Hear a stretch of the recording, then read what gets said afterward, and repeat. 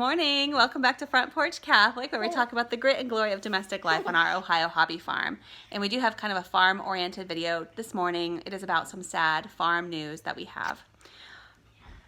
We lost an animal overnight, and it is wintry now. I mean, it's November, but there's snow on the ground, so winterish weather, which always seems for us to like lead into some animal dying around here.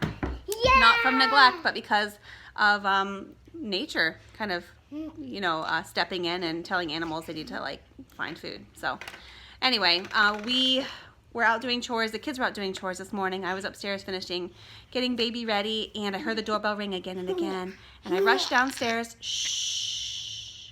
I rushed downstairs, and it's Johanna at the door, and she says, "Emergency, emergency. We think it's the duck. We found feathers and blood." And so they did some investigation. Shh, telling the story. You can listen. They did some investigation and found tracks and more feathers and more blood. So I'm going to go out later and look and see if I can't confirm everything or maybe find what's left of her. It's unusual to find anything left because, animals tend to consume things or drag them off or fight for whatever their prey is. So sometimes it's hard to find it on the property, but we're going to go look today, so come with me if you want to. Not sure what I'll find.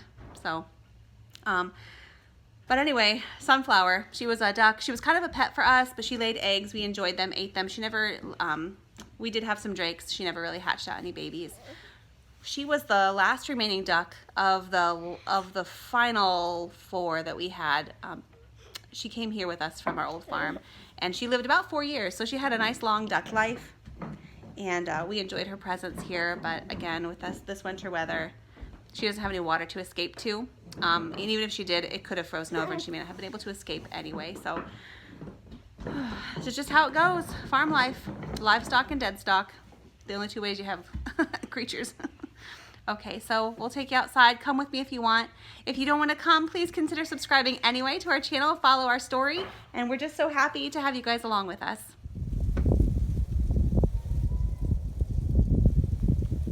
Okay, I'm out here doing some preliminary investigation, and behind me there is where the duck normally takes shelter on colder nights, and she is nowhere to be found.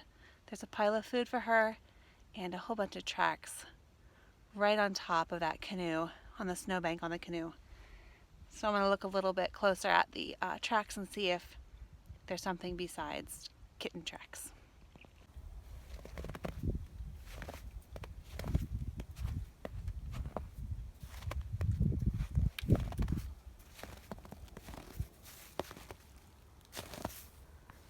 Well, I'm not sure. They kind of look like cat tracks to me, and that wouldn't have been what took the duck. So I'm following over to, I don't know, there's not really a trail anymore. It's a bunch of children's footprints. They all were over here looking, so it's hard to see anything and determine what's what. Maybe I can want to get closer. But I'm walking over to a little play fort where the kids said they saw all the feathers and duck blood. So nothing yet. Okay, I found